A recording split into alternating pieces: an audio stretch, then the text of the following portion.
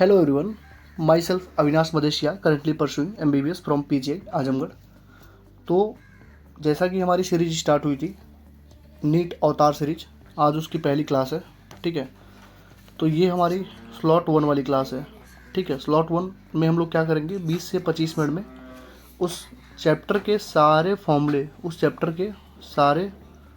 फॉर्मूले हम लोग रिवाइज करेंगे। ठीक है, और उसी के साथ आपको एक थियरी की हाईलाइटेड सीट मैं प्रोवाइड कराऊंगा। ठीक है, उससे आप लोग थियरी करेंगे। तो मान के चलिए 10 से 15 मिनट लगेगा आपको थियरी पढ़ने में और 20 मिनट लगेगा फॉर्मूले पढ़ने में, यानी लगभग 30 टू 35 मिनट में आपका एक चैप्टर कंप्लीट हो जाएगा। और स्लॉट 2 में क्या होगा, स्लॉट 2 हमारा 9 बजे है। ठीक है, 9 PM पे यहीं यूट्यूब पर ही होगा। उसमें क्या है, सारे क्वेश्चन जितने भी नीट के PYQ हैं, जितने भी NCERT के क्वेश्चंस हैं और जितने भी JEE मेंस के क्वेश्चन हैं, सारे मैं एक जगह करा दूंगा। ठीक है, उससे क्या होगा कि कॉन्फिडेंस आपके अंदर आ जाएगा, क्वेश्चन प्रैक्टिस हमारा बहुत अच्छे से हो जाएगा। ठीक है ना, तो चलिए स्टार्ट करते हैं आज की हमारी सीरीज, अवतार series. Unit and dimension chapter है, पहला चैप्टर है जो हम लोग स्टार्ट कर रहे हैं।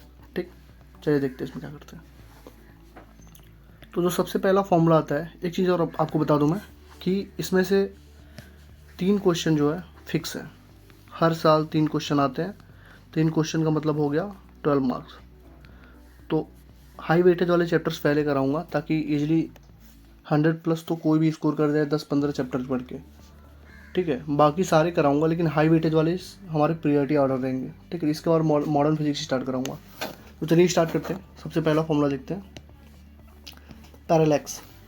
पैरेलैक्स फार्मूला तब लगाते हैं जब जैसे कहीं पे क्वेश्चन में दिया हो कि सन से अर्थ की दूरी, सन से मून की दूरी इतनी है, इतना एंगल पे है, कितना डायमीटर होगा। ये सारे क्वेश्चंस लगाने के लिए हम लोग क्या करते हैं, पैरेलैक्स फार्मूला लगाते हैं। फार्मूला क्या है, D=B/θ, जहाँ पे D हमारा है डिस्टेंस, B हमारा है डायमीटर और थीटा हमारा है एंगल। ठीक है, एंगल को हमेशा रेडियन में लिखेंगे, एंगल को कभी भी डिग्री में नहीं लिखेंगे कि 50 डिग्री लिख दिया, 60 डिग्री, ऐसा नहीं लिखते हैं। ठीक है, एंगल को हमेशा रेडियन में कैसे कन्वर्ट करेंगे, या तो इस फॉर्मूले से कन्वर्ट करो, 360 degree equal to 2 pi radian, unitary method लगा के 1 डिग्री इक्वल टू कितना होगा, या तो डायरेक्ट याद रखो। डायरेक्ट याद रखने का मतलब क्या हुआ कि 1 डिग्री में 1.745 इंटू 10⁻² रेडियन होता है। ठीक है, 1 मिनट में 1.745 इंटू 10⁻² अपॉन 60, मतलब कि जो 1 डिग्री में था उसको 60 से डिवाइड कर दो तो 1 मिनट में आ जाएगा। ठीक है, उसका आंसर आता है 2.91 इंटू 10⁻⁴ रेडियन। 1 सेकेंड में कितना होगा, जो ये आया है उसको फिर से 60 से डिवाइड कर दो तो हमारा ये आ जाएगा 4.85 इंटू 10⁻�6th रेडियन। ठीक, सिंपल सी बात है, याद कर लोगे सही रहेगा। याद कैसे करेंगे, देखो 1.745 है, 1.7 याद कर लो, 10⁻² है, 10⁻⁴ है, 10⁻�6 है, तो पहले याद कर लो 1.745, इसको याद कर लो 2.9, इसको याद कर लो 4.8। ठीक है, बाकी ये तो 10⁻², 10⁻², 10⁻² हो ही रहा है। ठीक, आगे बढ़ते हैं। हमेशा याद रखना कि जो इम्पोर्टेंट क्वेश्चन है हर साल मतलब कहीं ना कहीं पूछा ही जाता है, ये जो पार्सेक है, AU है, एंगस्ट्रॉम है, लाइट ईयर है। ये लाइट ईयर मतलब तुमको लगेगा कि ये टाइम है। ठीक है, तुम्हें क्या लगेगा, ये टाइम है, लेकिन ये टाइम नहीं है, ये लेंथ है। ठीक है, तो ये जो चारों हमारे हैं, parsec, AU, angstrom, light year, ये सारे हमारे किसके हैं, लेंथ के। ठीक, दूसरी चीज़, किसी भी यूनिट को कन्वर्ट करने के लिए हम कौन सा फॉर्मूला लगाएंगे, N/U कांस्टेंट। ठीक है, N/U कांस्टेंट। U हमारा क्या यूनिट है, N हमारा क्या है, न्यूमेरिकल वैल्यू है। तो NU अगर कांस्टेंट है तो ग्राफ कैसे बनेगा, जैसे अगर NU कांस्टेंट है, इसका मतलब यही हुआ ना कि N inversely proportional to U है, तो इसका ग्राफ ऐसे बनेगा। तो ये मैंने यहाँ पे बनाया है, ये देख लेना। ठीक, दूसरी चीज़, NU/U अगर ऐसे कुछ है, ठीक है, यानी NU/U है, NU/U, तो इसका मतलब क्या, सीधा ग्राफ बनेगा हमारा। ग्राफ के बारे में मैंने बोला थोड़ा बेसिक पढ़ लेना, ये ज़्यादा इंपॉर्टेंट है। ठीक, ये भी देख लेना। ठीक है, अब देखो कैसे कन्वर्ट करते हैं इसका यूज़ करके। जैसे मान लो 18 किलोमीटर पर आवर को मीटर पर सेकेंड में करना है, तो इसको N1 मान लो, इसको U1 मान लो, इसको N2 में करना है। U2 हमारा मीटर पर सेकेंड दिया है, N1 हमारा 18 है, U1 कितना है, किलोमीटर पर आवर, ये क्या है, N2 है, इंटू मीटर पर सेकेंड। अब इसको सॉल्व कर लेते हैं। 18 इंटू किलोमीटर को मीटर में पहले कन्वर्ट करो, कितना आएगा 1000 मीटर। आवर को 36 इतना सेकेंड आएगा। N2 इंटू मीटर पर सेकेंड से मीटर पर सेकेंड काट दो और 2 जीरो से 2 जीरो काट दो, इसको सॉल्व कर लो। N2 का वैल्यू आ जाएगा 5 मीटर। N2 का वैल्यू टोटल आएगा 5। अब यहाँ पे लिख दो 5, यानी इसका मतलब क्या हुआ 5 मीटर पर सेकेंड हो जाएगा। समझ गए? ऐसे सॉल्व करते हैं। क्वेश्चन जब प्रैक्टिस कराऊंगा तो वहाँ पे मैं करा दूंगा अच्छे से, ठीक। दूसरा सबसे इंपॉर्टेंट चीज़ क्या आता है, ये देखो, एक होता है प्लेन एंगल, एक होता है सॉलिड एंगल। हमेशा याद रखना प्लेन एंगल और सॉलिड एंगल दोनों डायमेंशनलेस क्वांटिटी है, लेकिन दोनों के पास यूनिट होता है। प्लेन एंगल का यूनिट होता है रेडियन, सॉलिड एंगल का यूनिट होता है स्टेरेडियन, ठीक। ये जैसे आर्क वगैरह होता है, जैसे डी थीटा एंगल है तो आर्क अपन रेडियस, आर्क हो गया रेडियस हो गया। फॉर्मूले बस याद रखो, बाकी कुछ नहीं। और बेसिक चीज़ें मैंने बता दिया कि दोनों डायमेंशनलेस है, अब बट दोनों के पास यूनिट है। प्लेन एंगल का रेडियन, सॉलिड एंगल का स्टेरेडियन, ठीक। दूसरी चीज़ जो सबसे ज़्यादा इंपॉर्टेंट है, राउंडिंग ऑफ कैसे करते हैं। राउंडिंग ऑफ करने के लिए हमेशा याद रखना कि एडिशन और सब्ट्रैक्शन जब करोगे तो वहाँ पे फाइनल जो रिजल्ट होगा हमारा स्मॉलेस्ट डेसिमल के अकॉर्डिंग करेंगे, ठीक। लेकिन जब मल्टीप्लिकेशन और डिवीजन करोगे तो फाइनल रिजल्ट हमेशा स्मॉलेस्ट सिग्निफिकेंट फिगर के अकॉर्डिंग होगा। जैसे कि एग्जांपल देख लो, इसको जोड़ो 3.52, ये 2, 5.6, 3 2 5, तो इसका तो आंसर आया 5.62, लेकिन हमको आंसर फाइनल किस में देना है, स्मॉलेस्ट डेसिमल में। तो स्मॉलेस्ट डेसिमल कितना, ये है ना, एक डेसिमल के बाद एक ही अक्षर है ना, देखो यहाँ पे पॉइंट के बाद एक अक्षर, तो इसका आंसर हो जाएगा 5.6, ठीक। जैसे मान लो होता यहाँ पर आया होता 5.67, तो हमको बस एक ही आंसर देना होता, तो 7 है, 5 से ज़्यादा है तो क्या राउंड ऑफ करके कितना हो जाता, 5.7 हो जाता। समझ गए ना? ऐसे ही करते हैं। अभी मैं जब क्वेश्चन प्रैक्टिस कराऊंगा तो वहाँ बहुत ज़्यादा तुमको क्लैरिटी मिल जाएगी कैसे करते हैं, ठीक। जैसे यहाँ मल्टीप्लाई करना है, तो अब मैंने क्या बोला, मल्टीप्लिकेशन और डिवीजन में फाइनल रिजल्ट जो होता है स्मॉलेस्ट सिग्निफिकेंट फिगर के अकॉर्डिंग करते हैं, ठीक है। तो इसको सॉल्व कर लो। जैसे मान लो इसका आंसर आया, जैसे मैं बता रहा हूँ, जैसे इसका आंसर मान लो आया 24.5, कुछ भी है, 24 तो नहीं आएगा, अरे 5 इंटू लगभग 5 मतलब 7.5 मान लो, कुछ भी आंसर आता है, ठीक है। तो इसका जो आंसर मान लो इतना आ गया 6 to 5, तो इसका आंसर जो हम लोग करेंगे सिग्निफिकेंट फिगर देखेंगे कि सबसे कम सिग्निफिकेंट फिगर जितना होगा उसी के अकॉर्डिंग करेंगे। तो पहला सबसे कम सिग्निफिकेंट फिगर क्या है, यहाँ देखो, यहाँ 4 सिग्निफिकेंट फिगर है, यहाँ 2 सिग्निफिकेंट फिगर है। ये सिग्निफिकेंट फिगर की थियरी वाले में मैंने हाईलाइट करके रखी है, अभी दूंगा तो उसको पढ़ देना, ठीक है। तो 2 सिग्निफिकेंट फिगर है ना, तो आंसर भी क्या देंगे, 2 सिग्निफिकेंट फिगर में ही देंगे। 7.5 हो गया, 5 से बड़ा है तो इसका आंसर हो जाएगा 7.6, ठीक है। यहाँ तक मुझे नहीं लगता किसी को कोई दिक्कत होगी, ठीक है। अभी जब क्वेश्चन प्रैक्टिस कराऊंगा ना, उसमें सारी चीज़ें फिर से रिवाइज कराऊंगा, ठीक। आगे बढ़ते हैं। देखो, किसी भी चीज़ का डायमेंशन निकालना है, किसी भी चीज़ का डायमेंशन निकालना है, फोर्स और एनर्जी का डायमेंशन याद रखो, उसी से इक्वेट कर दो। जैसे मान लो हमको निकालना है इलेक्ट्रिक फील्ड, तो इलेक्ट्रिक फील्ड का निकालना है तो ऐसे फॉर्मूले ढूंढो जिसमें इलेक्ट्रिक फील्ड या तो फोर्स से रिलेशन रखता हो या तो एनर्जी से। जैसे मैं इलेक्ट्रिक फील्ड मुझे निकालना रहेगा तो मैं अब पोटेंशियल वगैरह का यूज़ नहीं करूँगा, मैं सीधे लिखूँगा force equal to Q E. तो इलेक्ट्रिक फील्ड इक्वल टू हो जाएगा फोर्स अपन क्यू, फोर्स का होता है mass into acceleration upon Q, यहाँ पर रख दूंगा M L T minus 2, charge को रख दो क्यू ही रख दो, कोई दिक्कत नहीं है। जैसे मैग्नेटिक फील्ड निकालना है तो मुझे मालूम है कि फोर्स इक्वल टू होता है Q into V into B, तो मैग्नेटिक फील्ड का हो जाएगा फोर्स अपन क्यू बी। जैसे मान लो कोफिशिएंट ऑफ विस्कोसिटी निकालना है तो ये होता है ना 6 पाई ईटा आर बी, तो यहाँ से ईटा इक्वल टू क्या हो जाएगा, 6 पाई तो कांस्टेंट हट जाएगा, तो फोर्स अपन आर बी, ठीक।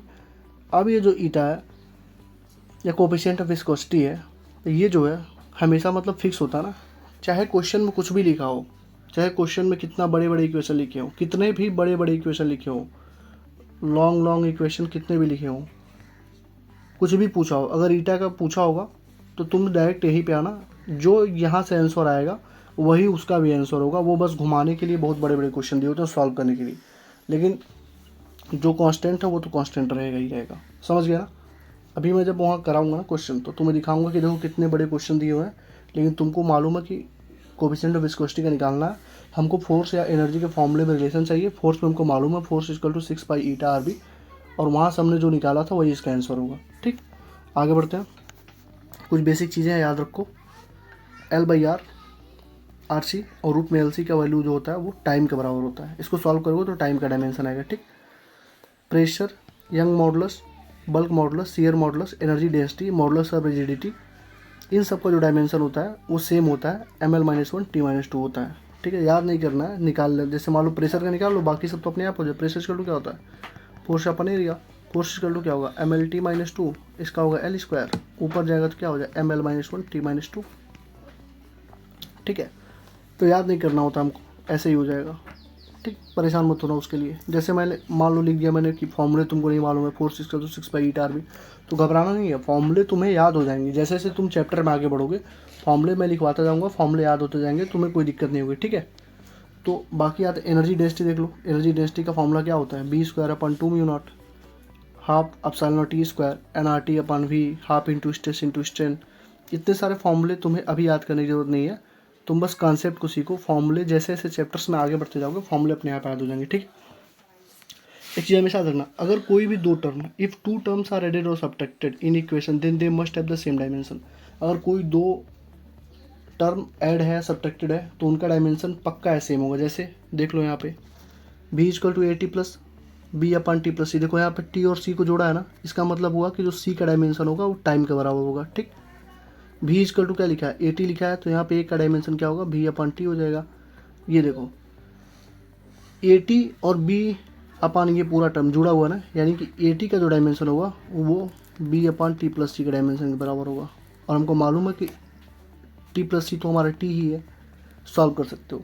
बस कहने का मतलब ये है कि अगर कोई भी दो टर्म घटाया गया है या जोड़ा गया है तो उसका डायमेंशन एकदम 100% श्योर है कि सेम होगा, दोनों का डायमेंशन पक्का एकदम सेम होगा, ठीक।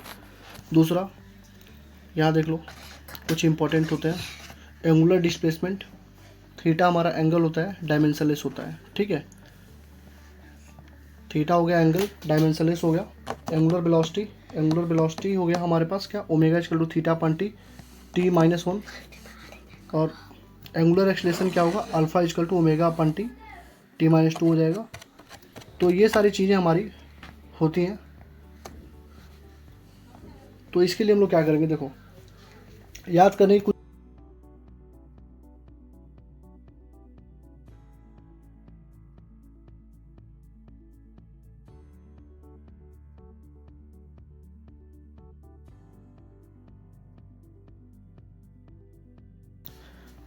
कहने का मतलब ये है कि इसको हमको याद नहीं करना पड़ता है। देखो वो सारी चीज़ें जैसे जैसे मैंने बोल रहा हूँ ना कि जैसे जैसे चैप्टर में आगे बढ़ेंगे वैसे वैसे चीज़ें होती जाएंगी, ठीक है। अभी क्वेश्चन प्रैक्टिस करोगे वहाँ पे तो सारी चीज़ें अपने आप क्लियर हो जाएंगी क्वेश्चन के साथ ही, ठीक। ग्रेडियंट होता है चेंज पर यूनिट लेंथ, कुछ नहीं करना है। कोई भी जैसे टेम्परेचर ग्रेडियंट है तो टेम्परेचर पर यूनिट लेंथ लिख दो, वेलोसिटी ग्रेडियंट है तो वेलोसिटी पर यूनिट लेंथ लिख दो, बस। डायमेंशनलेस क्वांटिटी देख लो क्या होता है, angle, solid angle, coefficient of friction, ये सारे जो होते लिखा हूँ मैं वो सारे डायमेंशनलेस होते हैं। कोई भी ट्राइग्नोमेट्रिक रेशियो वगैरह sine theta, cos theta, tan theta, तो वो सारा डायमेंशनलेस होता है, ठीक। रिलेटिव वेलोसिटी हो गया, रिलेटिव एक्सीलरेशन हो गया। मान लो रिलेटिव एक्सीलरेशन कोई पूछा तो इसका मतलब क्या हुआ, A2 - A1, तो लास्ट में तो आएगा एक्सीलरेशन ही ना, तो इसका मतलब डायमेंशन होगा। रिलेटिव वेलोसिटी है तो V1 - V2, इसका मतलब लास्ट में जो आएगा वेलोसिटी होगा, यानी कि डायमेंशन होगा। लेकिन रिलेटिव परमिटिविटी हो गया, रिलेटिव डेंसिटी हो गया, ये सब डायमेंशनलेस होते हैं, ठीक है। डायमेंशनलेस क्वांटिटी को 1 मान लेते हैं हम लोग। और ई पे पावर अगर कुछ भी लिखा हुआ, ई पे पावर कुछ भी लिखा हुआ तो उसको 1 से कंपेयर कर। जैसे मान लो लिखा है फोर्स इक्वल टू α/E-BT, तो ई पे पावर कुछ भी लिखा है 1 से कंपेयर कर दो, यानी BT इक्वल टू 1 लिख दो, तो टाइम बी का वैल्यू क्या हो जाएगा, 1/T हो जाएगा, यानी कि T इनवर्स इसका आंसर हो जाएगा, ठीक। डायमेंशन दूसरी चीज़ होती है यूनिट और डायमेंशन, ठीक है। तो यूनिट को मान लो पहला फ्लोर, पहला माला, डायमेंशन को मान लो दूसरा माला, ठीक है। तो अगर यूनिट यानी कि पहला यूनिट अगर है, यानी कि पहला अगर फ्लोर है तो हो सकता है दूसरा फ्लोर ऊपर हो या ना हो, तो वही लिखा है मे और मे नॉट हैव डायमेंशन। लेकिन अगर पहला माला ही नहीं होगा और पहला ही खत्म हो गया, पहला फ्लोर खत्म होगा, दूसरा फ्लोर कैसे होगा, तो लिखा है मस्ट हैव डायमेंशनलेस, ठीक है। अगर डायमेंशन नहीं है, ऊपर अगर डायमेंशन नहीं है, मतलब कि ऊपर वाला फ्लोर नहीं है, तो हो सकता है नीचे वाला फ्लोर मे और मे नॉट हैव यूनिट।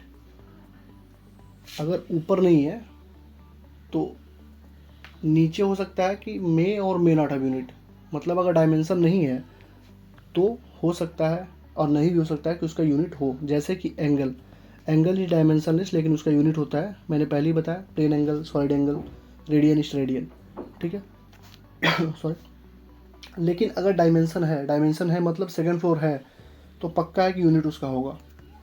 ये 4 चीज़ें थी, बहुत इंपॉर्टेंट है, पूछ ली जाती है थियोरी में, ठीक। अब आ जाओ मेन चीज़ पे। देखो, एग्जैक्ट नंबर जो होते हैं उनके पास इनफाइनाइट सिग्निफिकेंट डिजिट होते हैं, जैसे 2 पेन हो गया, 3 एप्पल होगा, तो इनफाइनाइट हो जाएंगे, ठीक। बाकी सिग्निफिकेंट फिगर मैंने बता दिया थियोरी में, उसको पढ़ लेना, ठीक। डेसिमल के बाद जितने नंबर रहेंगे प्रिसीजन उतना ज़्यादा होगा, और मेजर वैल्यू के सबसे पास वाली जो वैल्यू होगी उसकी एक्यूरेसी सबसे ज़्यादा होगी, समझ गया ना। जितना ज़्यादा डेसिमल उतना ज़्यादा प्रिसीजन, और मेजर वैल्यू के पास जो वैल्यू होगी वो सबसे ज़्यादा एक्यूरेट होगी। जैसे 6.02 इसमें 022 3 पॉइंट इसमें जो सबसे ज़्यादा डेसिमल है, इसका मतलब इसका प्रिसीजन सबसे ज़्यादा है, ठीक है।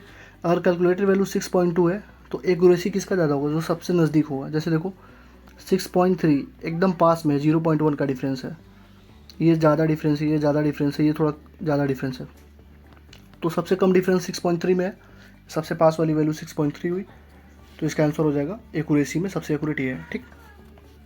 एरर में देखो क्या होता है, हमेशा याद रखना, ये देख लो एब्सोल्यूट एरर देख लो एक बार, सारे एडिटिव होता है। जितना भी एरर तुम पढ़ोगे, A+B, A-B, A×B, A/B, जो भी पढ़ोगे, एरर्स को हमेशा जोड़ते हैं। देखो यहाँ पे सारे एरर्स को जोड़ा गया है, ठीक।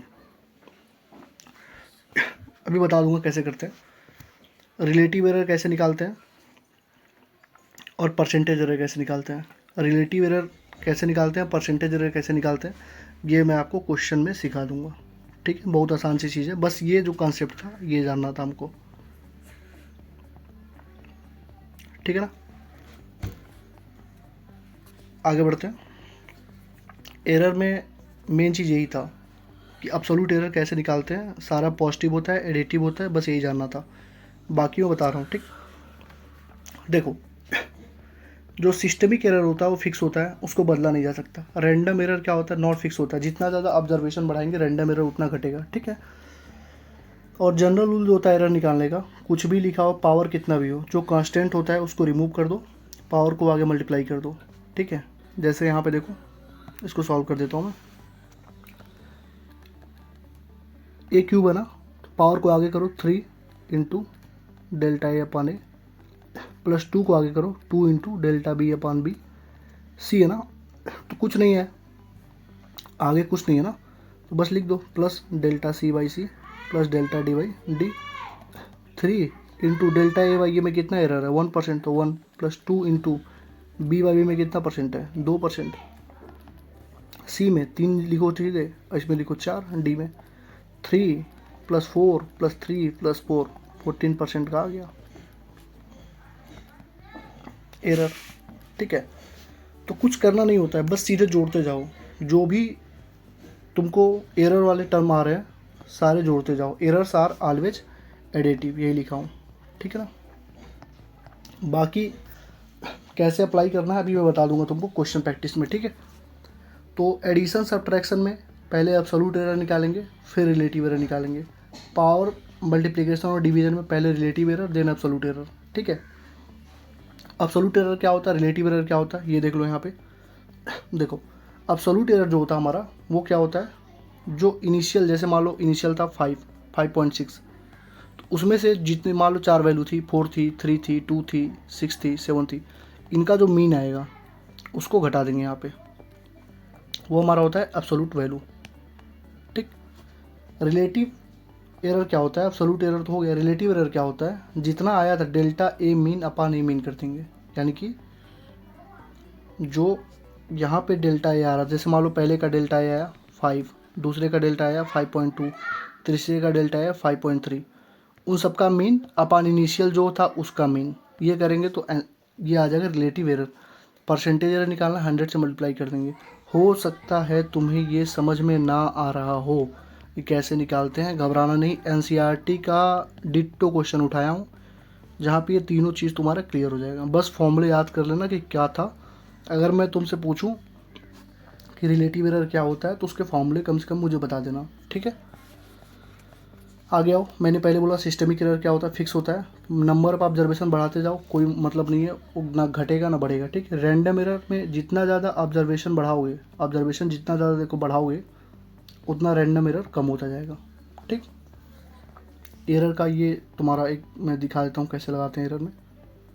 ये देखो, जैसे मान लो ए इजकल टू दिया है 10 + -0.1, बी इजकल टू 20 + -0.5, हमको निकालना है A plus B, B minus A, Z equal to B into A, ठीक है। पहले निकालो ए प्लस बी, तो ए प्लस बी निकालने के लिए क्या करोगे, सीधे जोड़ दो, X equal to A plus B जोड़ दो, 10 + 20 30 आ गया। अब निकालना है एब्सोल्यूट एरर। मैंने पहले ही बोला था कि एब्सोल्यूट एरर क्या होता है, हमेशा एडिटिव होता है, तो जोड़ दो, delta X equal to delta A plus delta B, कितना है 0.6, 0.1 था ना यहाँ पे, 0.1 0.5, तो कितना आया 0.6 आया। यहाँ पे निगेटिव में देखो जब घटाते हैं तो 20 - 10, यानी इनिशियल जो टर्म है उसको घटा दो, जोड़ दो, मल्टीप्लाई कर दो, डिवाइड कर दो, कोई मतलब नहीं है, लेकिन जो एरर होगा ना हमेशा ऐड करेंगे उसको, एरर्स आर ऑलवेज एडिटिव, ठीक है।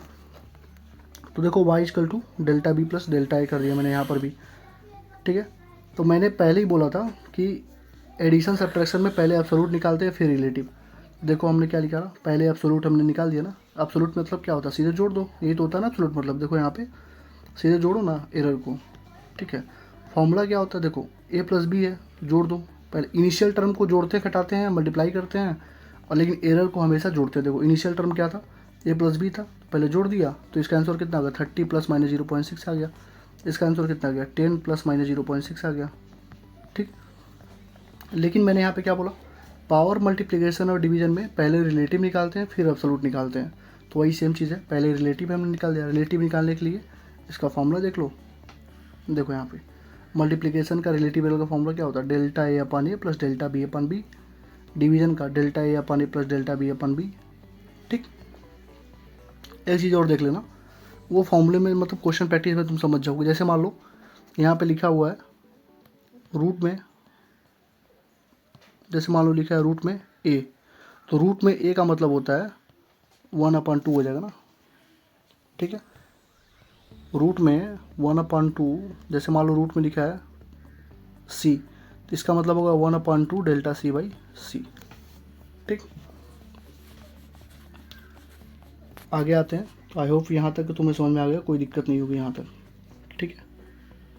ये सारी चीज़ें जो हैं अभी जब मैं क्वेश्चन प्रैक्टिस कराऊंगा तो और ज़्यादा क्लियर हो जाएंगे। ये बेसिक वाले चैप्टर इसलिए ज़्यादा उस पर मतलब फोकस करने की वो नहीं है, बट इतने से तुम्हारा काम हो जाएगा जितना बता रहा हूँ, ठीक। आते हैं स्क्रू गाज पे, सबसे इंपॉर्टेंट एक क्वेश्चन यहाँ से आना ही आना है। स्क्रू गाज में बस पिच के फॉर्मूला देख लेना, पिच इजकल टू होता है main scale reading plus number of rotation, list count क्या होता है, जो यहाँ से पिच निकालोगे उसमें टोटल सर्कुलर डिवीजन से डिवाइड कर दोगे तो लिस्ट काउंट आ जाएगा। टोटल रीडिंग हमेशा याद रखना क्या होता है, लिस्ट वन जो होता है LSR होता है plus CSR into LC minus error, ठीक है ना। तो CSR क्या हमारा सर्कुलर स्केल की रीडिंग हो जाएगी, लिस्ट काउंट हमारा जानते ही हो, यहाँ से निकलेगा पीछे अपन टोटल सर्कुलर डिवीजन से, और एरर देखो हमेशा एरर घटाते हैं, एरर्स को हमेशा सब्ट्रैक्ट करते हैं लेकिन साइन के साथ। जैसे मान लो निगेटिव एरर है -5 का, तो लिखोगे -5, तो क्या हो जाएगा +5 हो जाएगा। प्लस पॉजिटिव एरर है 0.5 का, तो लिखोगे क्या -+0.5, तो ये हो जाएगा -+0.5, -+-0.5 हो जाएगा, ठीक है ना। विथ साइन लिखे, हमेशा घटाते हैं लेकिन विथ साइन।